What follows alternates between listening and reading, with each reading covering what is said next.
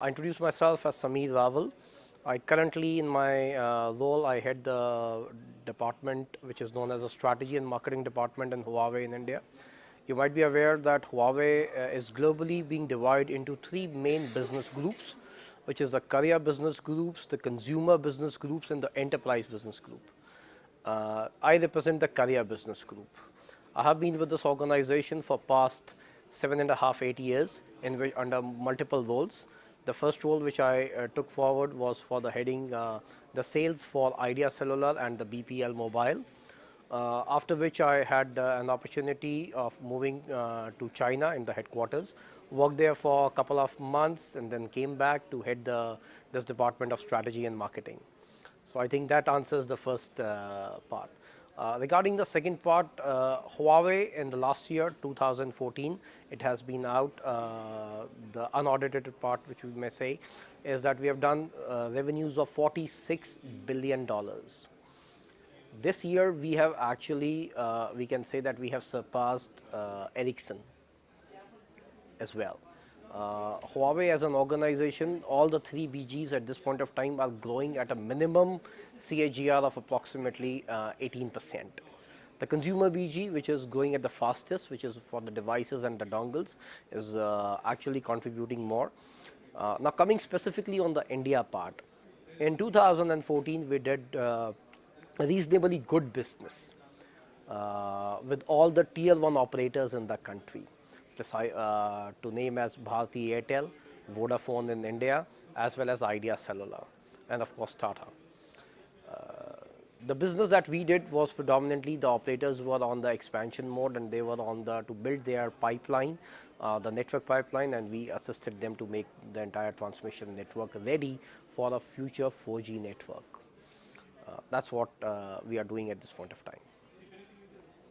Now, how do you look at some of the innovations that are happening specifically in areas such as Wi-Fi offloading or the whole area of monetization that is possible with the help of Wi-Fi as well as EcoSense and how does Huawei look at those upcoming technologies? I think this is a very good question. Why? I would just like to tell you one of the historical fact, which is as recent as in 2010. There's a company called Fast Company that has actually placed Huawei and the top 5 innovative companies in the whole world. And let me tell you that we are having the chair along with Facebook, Amazon, Google, and Apple. Just to iterate the fact that these are the 4 companies, they don't come from a similar background as us. Our background has come from a CT, this thing. Now we have moved to ICT. They were predominantly into a different social networking or the search engines, this thing. But the kind of innovation that our company is doing is simply fabulous. As a policy which is being led by our chairman, Mr. Ren, it is that minimum of the 10% of our revenue has to be put back into research and development. Let me tell you, India is currently having the largest research and development center outside China. We are having close to 2,000 plus staff, out of which 95 plus people are local. So we are focusing, we are only thing that we have in our core values also, we have innovation as one of our core value, continuous innovation. We have to innovate continuously. And the reason that why we have grown so fast in such a short span of time is of course because of our core value of customer centricity plus innovating at fast. We daily at the management level, they eat, they breathe, they sleep, innovation and keeping the customers' interest as the paramount.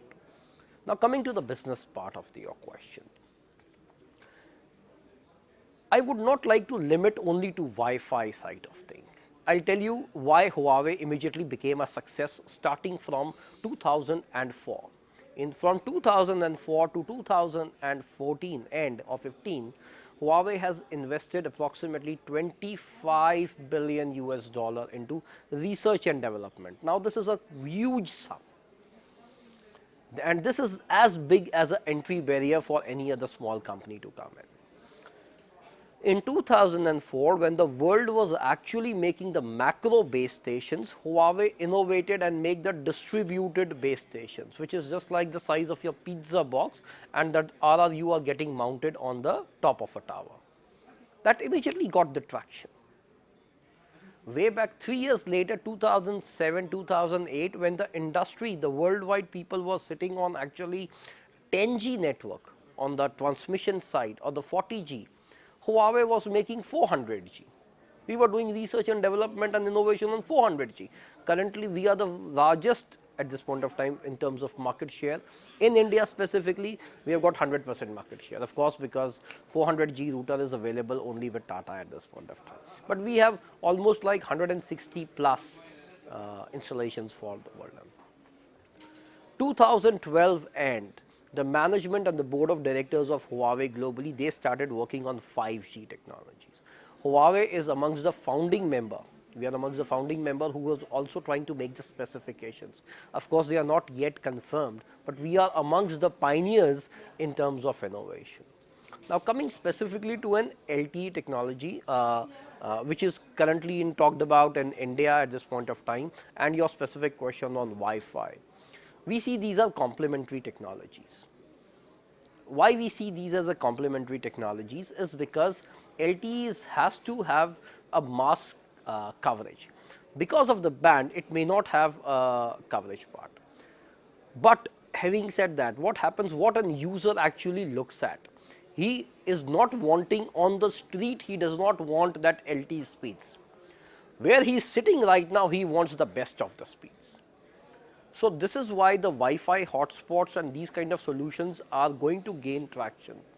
You may be surprised to know that the kind of investments that are going to happen in Wi-Fi part are soon going to exceed the investment in the local LAN part. So I think in terms of innovation, Huawei has constantly proved itself that we had been innovating. Innovation is at our heart and it's one of our core values.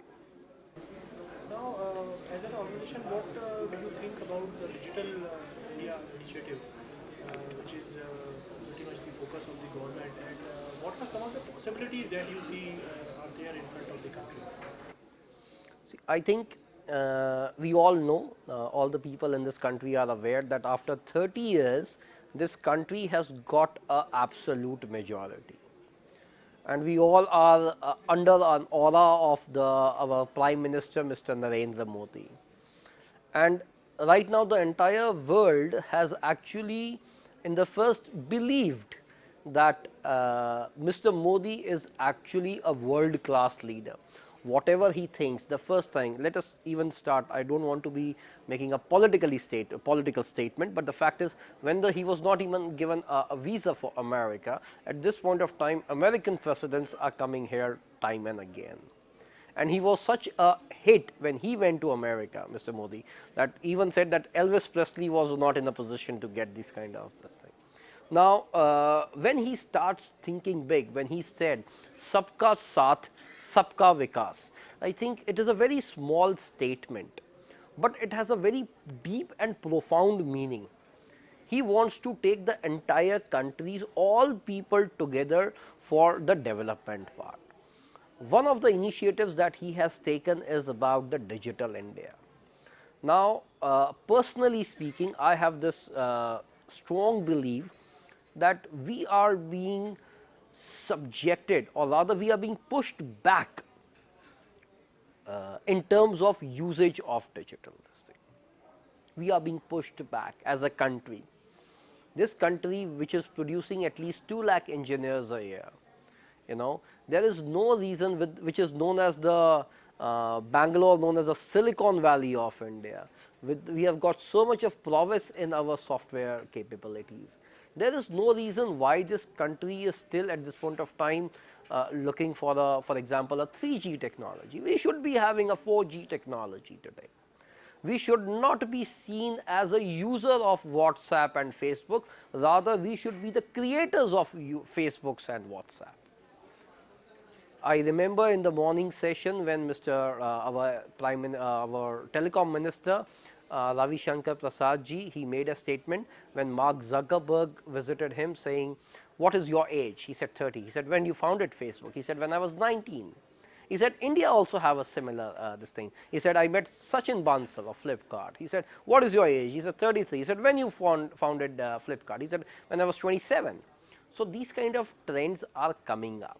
Now, in particular, Digital India, it's a very good scheme in which the government is doing their own bit in terms of NOFN, which is a National Optical Fiber Network, which they are connecting 2,50,000 villages and the Gram Panchayats.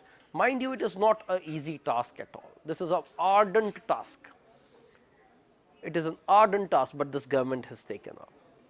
Second thing, they want to make a new broadband policy. What we want to say, broadband in India requires the fixed as well as the wireless.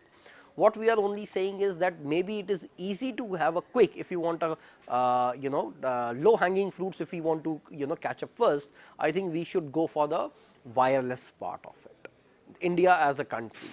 Same way, from a private side, there has been a considerable sort of initiatives from mobile operators like Bhartis, Vodafones and Ideas of the world, Tatas of the world. They have really done a lot.